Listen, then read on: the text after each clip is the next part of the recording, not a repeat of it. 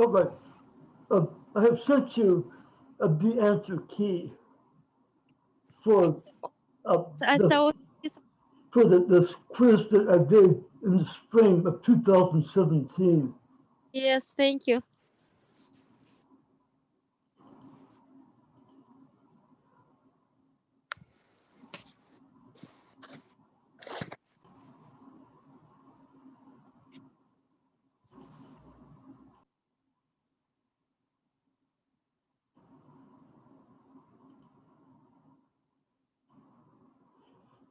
Here is background about bonds from chapter 5. The key point is that a bond is the same as a loan or an IOU. So when firms want to borrow money, then they look for a loan from you, the creditor.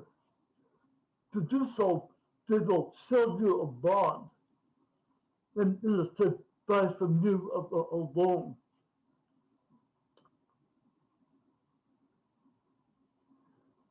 The second key point, as we discussed last time, is that there is a negative relationship between the price of a bond and the interest rate paid on the bond.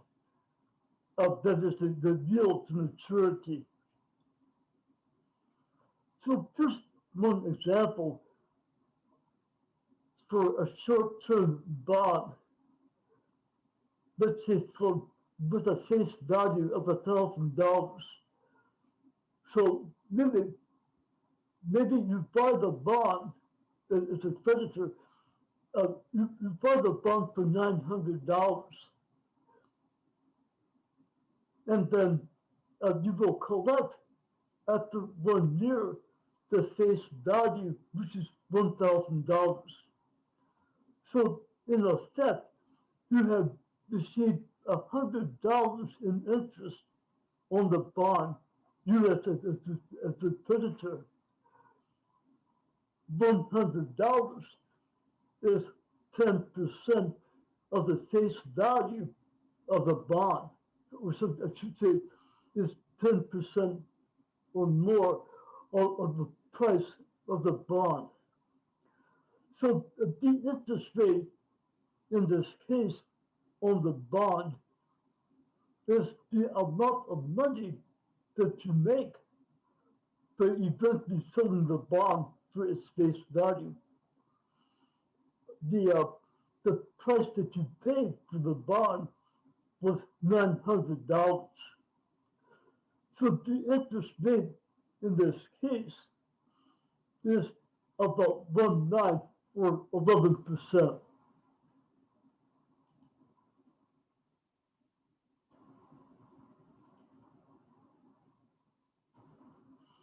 So let's think about this on the whiteboard.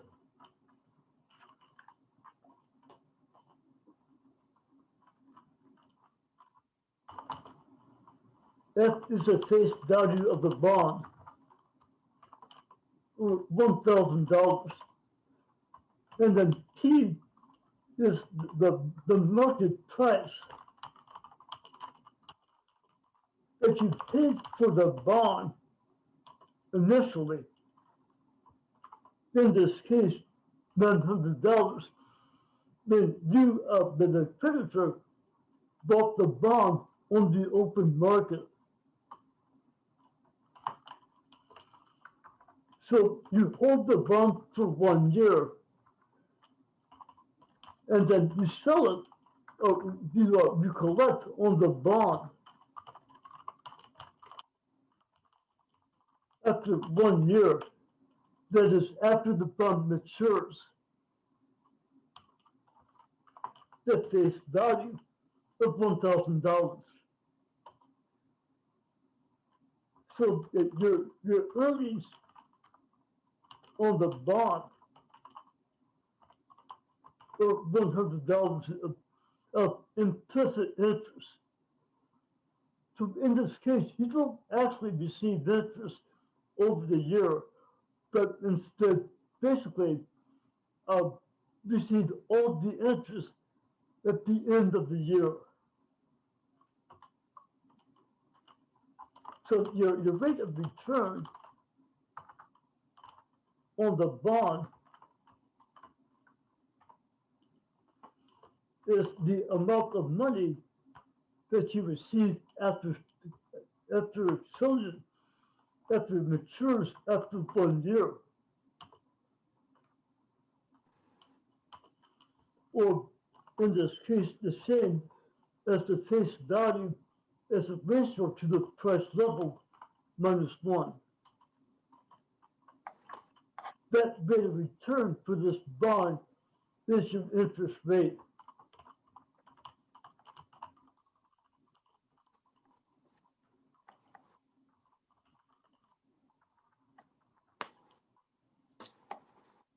So I, in this case, Minus 8 divided by 9, yes?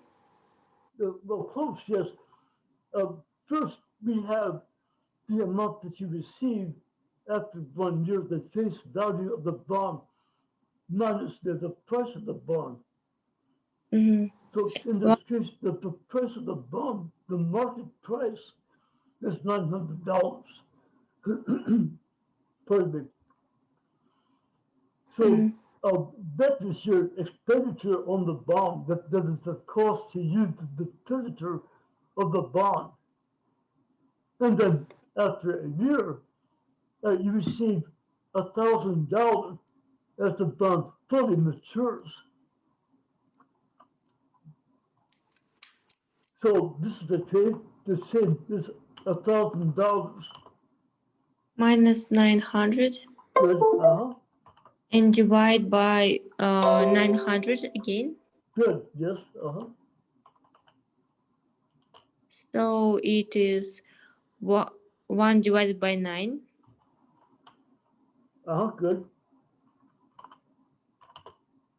And this is interest rate. Yes. Yeah, that's right. The interest rate in this case about somewhere around 11.1%. Mm-hmm. Good.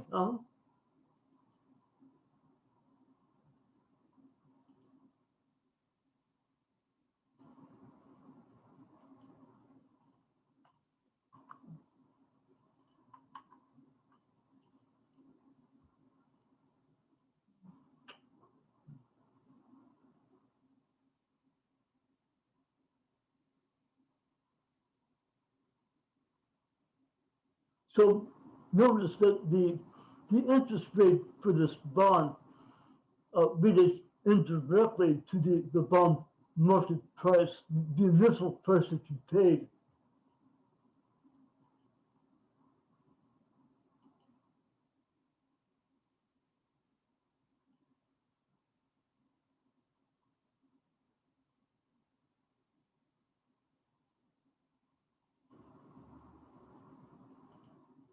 So in this formula, the interest rate is equal to the face value minus the market price.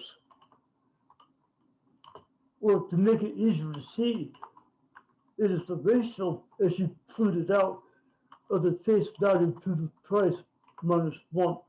So it is clear that the interest rate relates inversely to the market price. As P rises, the interest rate will fall. And that should make sense, since the market price is the cost of the bond to you, the creditor who purchases the bond from me, the borrower.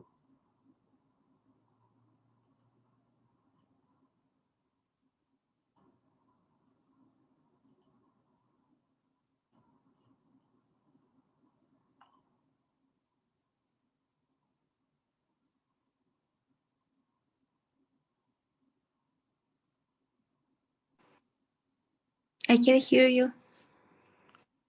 Oh, no, I'm just giving you a chance to look through the slide. Okay.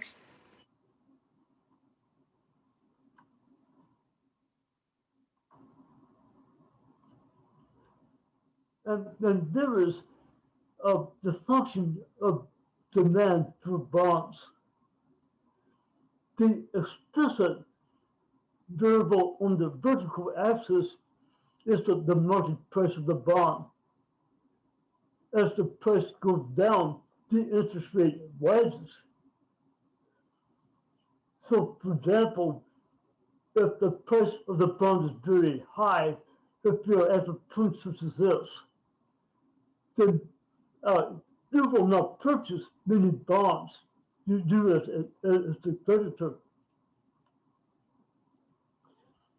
At this point, the interest rate is also very low.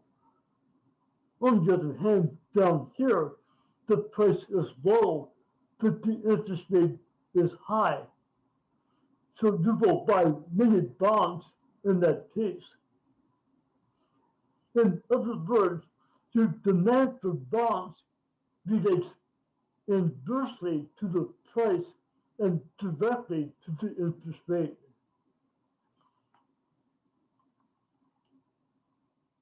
You buy more bonds at a higher interest rate because that interest rate is basically your rate of profit on bonds.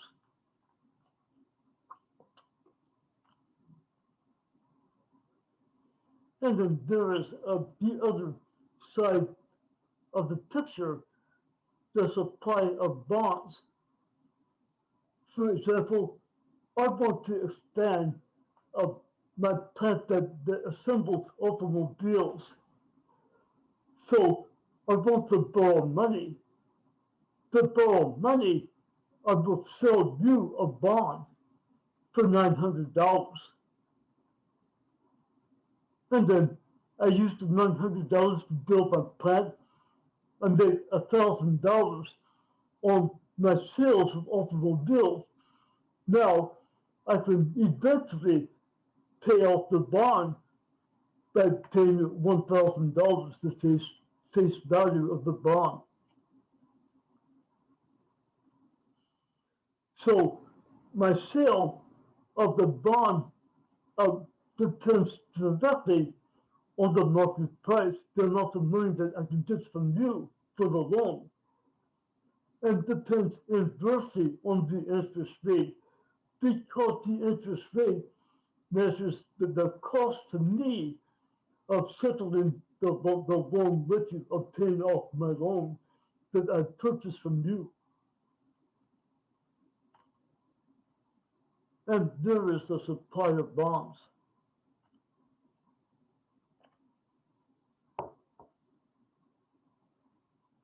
Relates positively to the market price and negatively to the interest rate.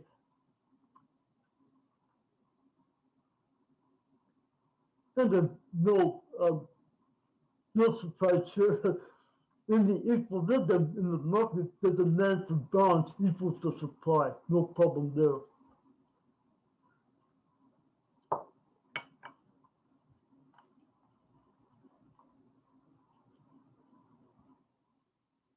So here is a question for you concerning the equilibrium.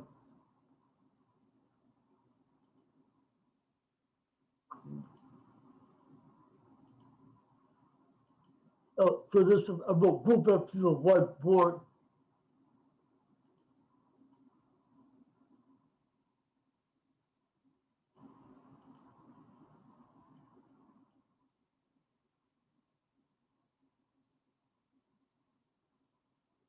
And draw the demand and supply of bonds.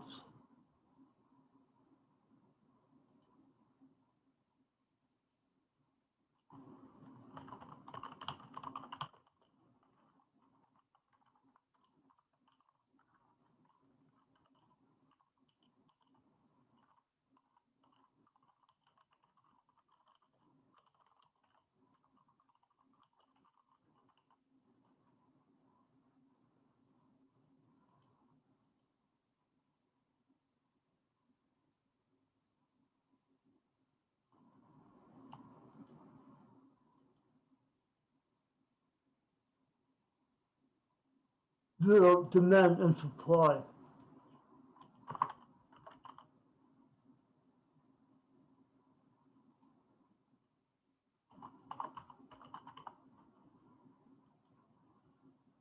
Okay, now suppose that we begin at a high market price for bonds, if I can draw this straight. So we'll call this market price P1. Okay, so what happens now in this case when we have a high market price for bonds? Do we have an equilibrium in the market? A shortage? Well, let's see. Let's use some numbers here. Let's say that at the price of P1, Mhm. sellers of bonds, that is borrowers,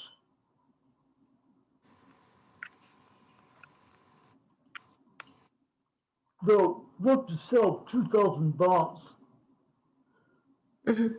but that price is very high, P1. And so buyers of bonds, that is the creditor that I'm asking for money from,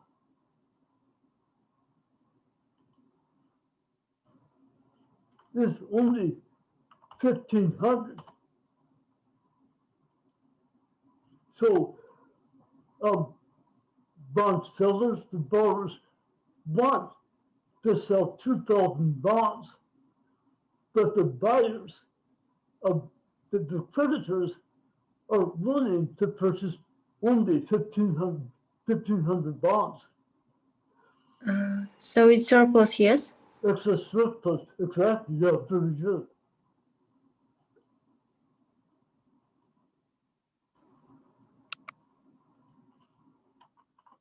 And excess supply in this case of 500 bonds. Of course, this is not an equilibrium. So what happens now to the price of the bond?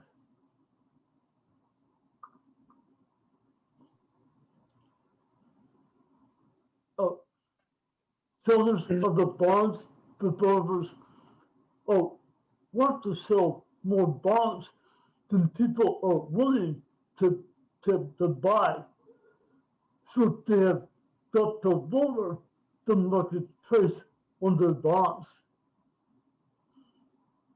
In our example, maybe the market price was $950, but that was too high.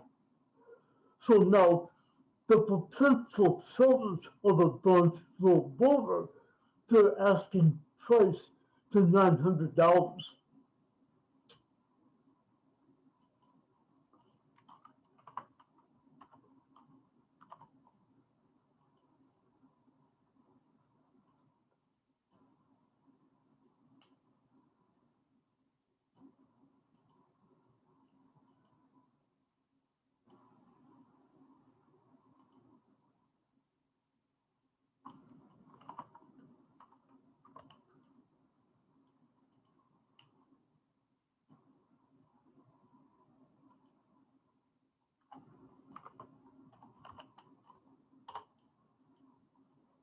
And we will assume that $900 is the equilibrium price in the bond market.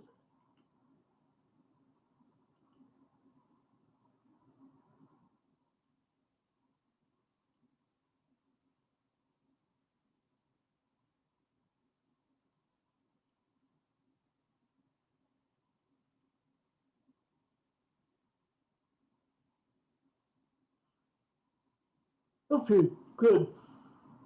So you have shown that a disequilibrium in the market, in particular, excess supply, will lead to lower bond prices that clear the market.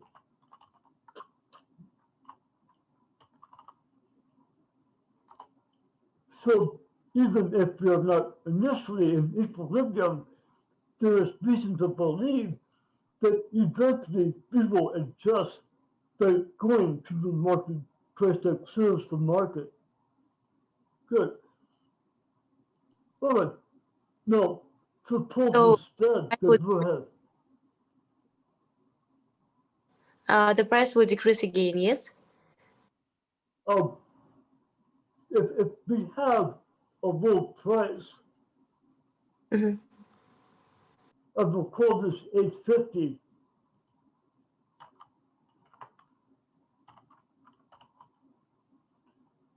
What happens now? Do we have excess supply or excess demand in this case? If price will be 850, Good. Correct. the shortage.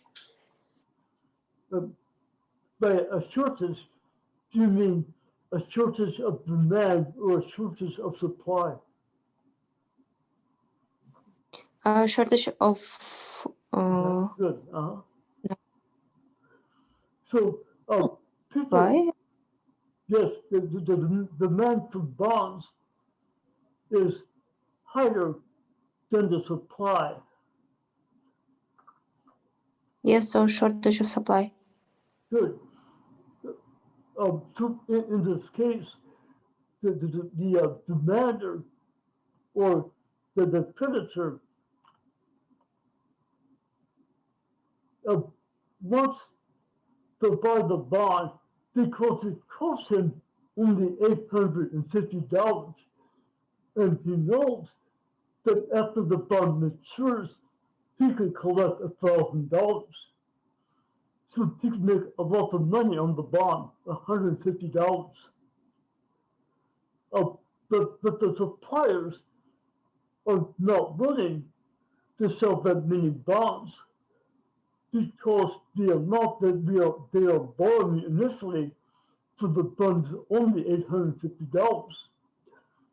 The supplier, that is the borrower, receives a loan of only $850, and then he has to pay after 1 year $1,000 to collect to pay off the bond.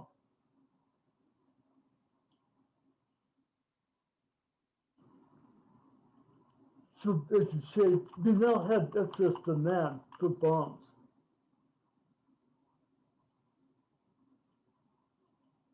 What happens now to the price of the bond? The price will increase. Good. So the members of bonds are willing to pay a somewhat higher price than 850 because they know that they will pay $1,000 eventually on the bond. So they base the amount of money that they are willing to pay for the bond again until you get to $900, and that serves the market.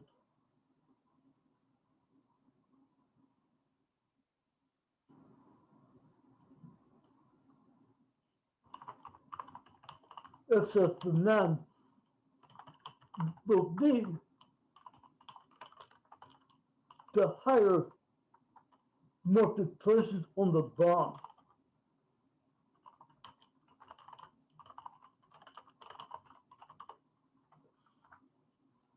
So the point is that even though we may have begun with an equilibrium, there is good reason to think that eventually the market will adjust by clearing rather quickly through changes in the market price of the bond.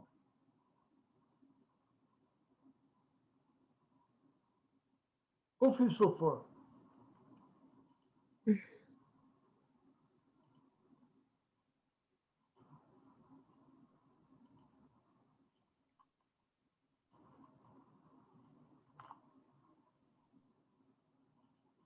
Okay, so there is a puzzle for you.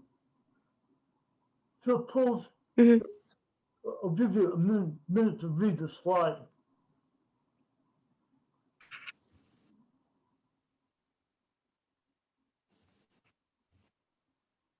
In this case, in the United States, expected income is increasing because of the recovery at the destination next year. How would this increase in expected income affect the bond market?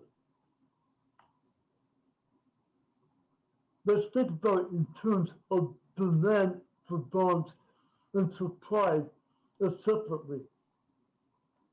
Mm. Sounds good?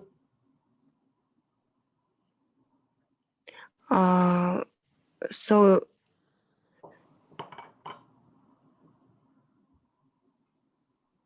I think demand for bonds Yes,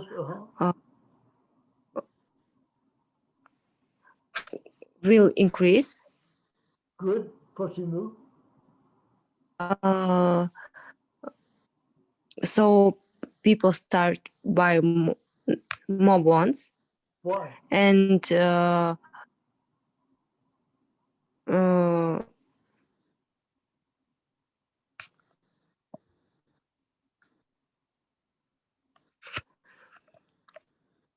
because Good. they save like their their wealth. Good, good. It has something to do with expected vault. Yeah, good. Go ahead. So they want to buy more bonds. Uh-huh. And demand for bonds will increase. Yes, and another reason may be that firms anticipate that next year that the markets are going to grow. For example, my market for new automobiles in the U.S., Americans next year will have more money, and so I expect them to buy more of my automobiles. Mhm. I, in that case, as the owner of the auto assembly plant, wish to expand my operations.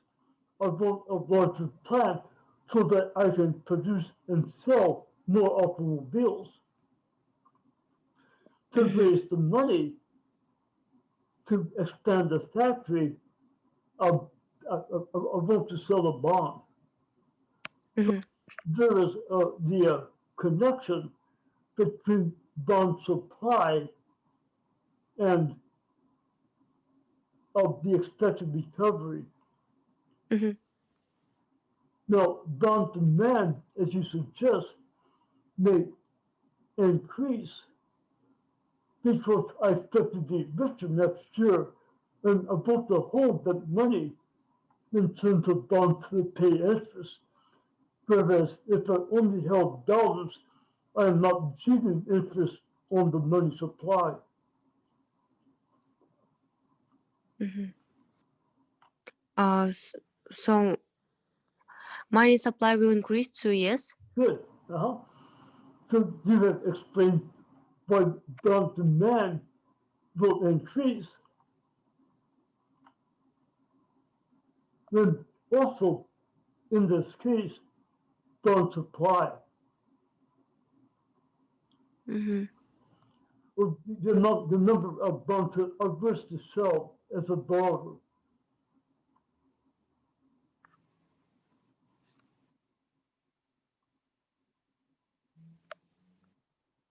And there is the impact on the bond market overall. Demand increases for any given price or interest rate, and supply increases as well. Mhm. So, what happens in the new equilibrium in this case? Mm, Good. equilibrium decrease. a little. Increase in what? Equilibrium. But do you mean increase in bonds or an increase in the price or the interest rate? So in equilibrium, the price will be lower, and bonds greater. Yes, People yes. will buy more bonds and sell too. This from the way that I have drawn the graph, it is reasonable to think that the market price will fall for the bonds, Mm-hmm. and therefore the interest rate will rise. But on the other hand, I could have drawn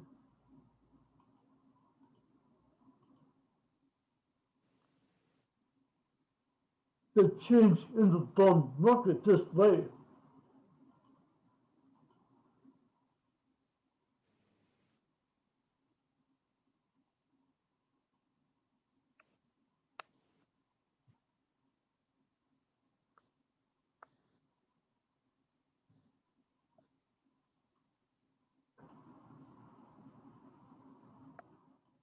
So it will take a moment to set up the new bond market.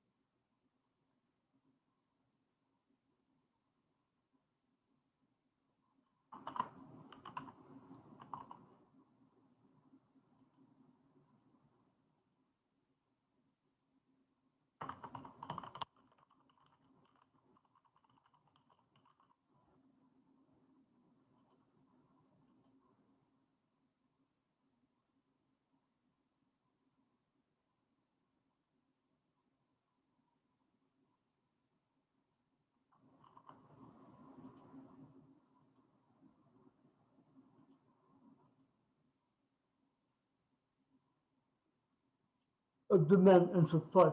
So there is nothing in the question that specifies that the relative shifts in demand and supply. All that we have concluded is that there will be an increase in both functions. But which function increases the most, we do not have information about. So maybe I have a huge increase in the demand for bonds and a very small increase in the supply.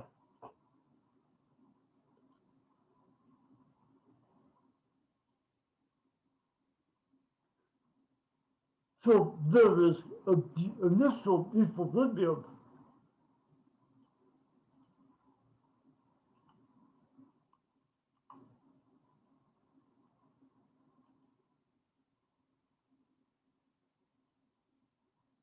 and here is the new equilibrium after demand has increased dramatically.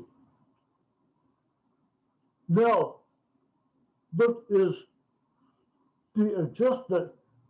Does the market price rise or fall in this case?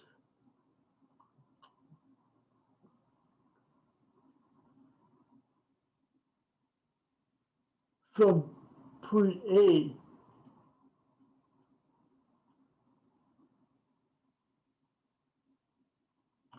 here's point A, the initial equilibrium.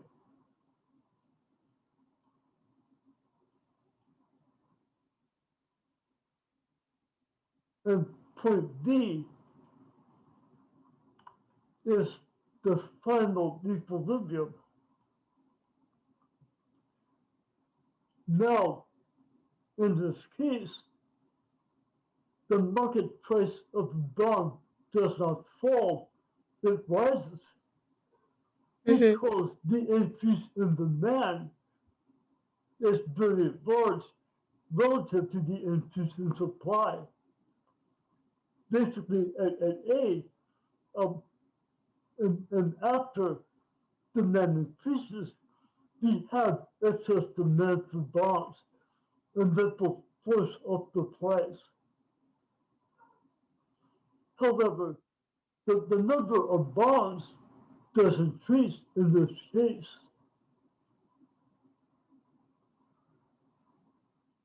So we conclude that if demand rises faster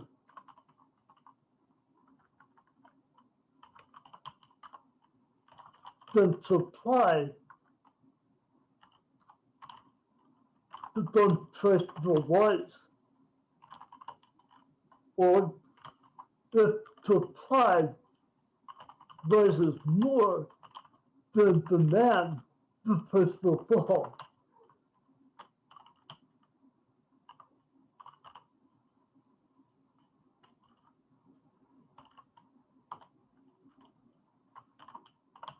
And then finally, if the increases in bond in demand and supply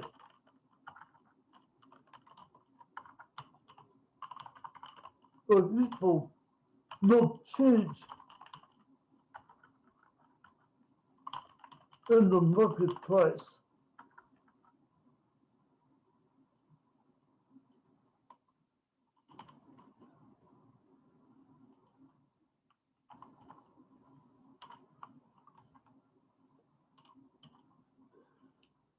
Since there is nothing in the question about which function has the higher increase, we cannot say for sure whether the bond price will rise or fall. What we can say is that the number of bonds transacted will increase. That occurs in all three situations here.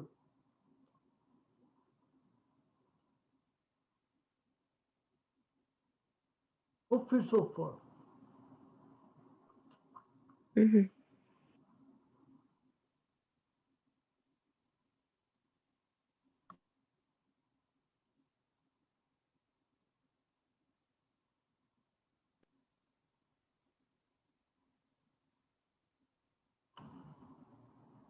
So let's see what happens to the interest rate.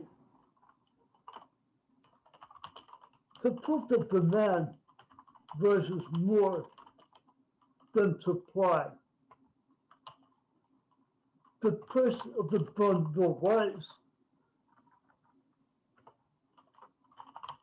And interest rate rise as well, yes?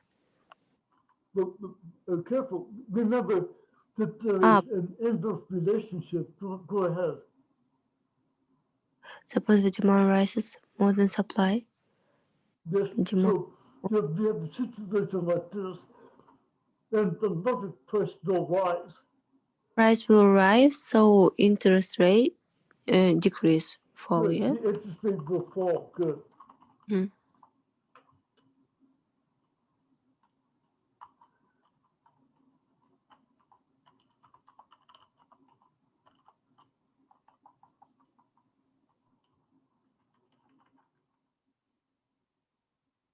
For example, if we have a coupon bond that pays, let's say, $100 coupon every year, then uh, the ratio of the interest to the market price will fall if the price is rising.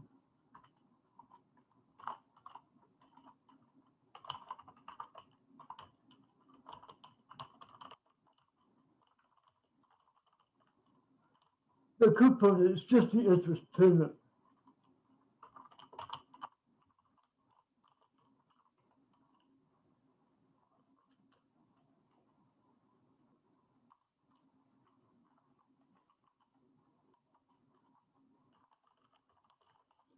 So suppose that the market price rises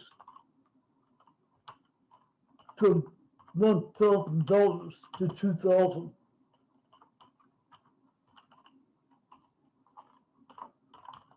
Then the interest rate will fall from 100 relative to the market price initially of $1,000 to 100. The coupon is fixed, divided now by the higher price in the new equilibrium of $2,000. The interest rate bill is falling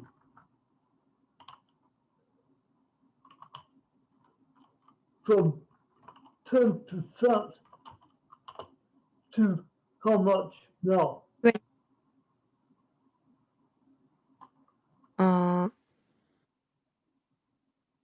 To 20. No. 1 over 12. Close. So it's 0.05%. Good, 5%, exactly, yeah. So you could have divided both sides of the ratio by $1,000 or 100.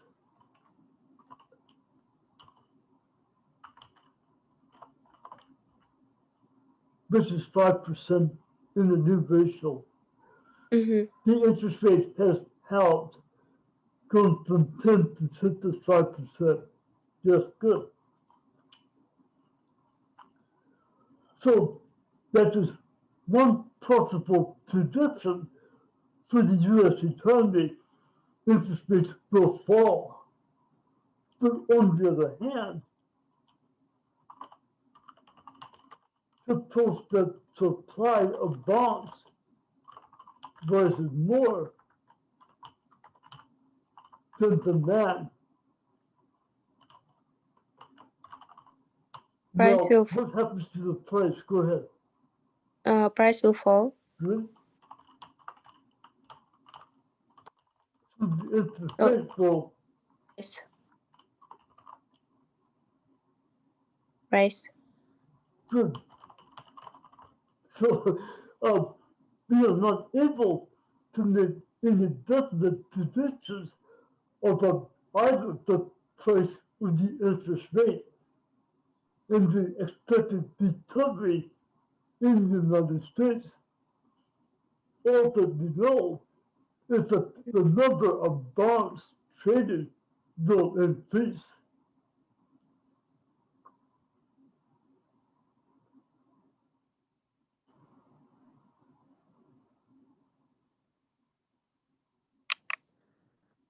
Okay, so I will stop there.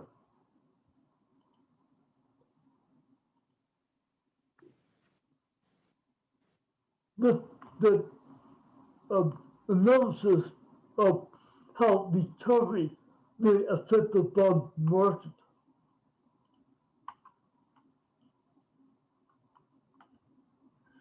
And there are our conclusions.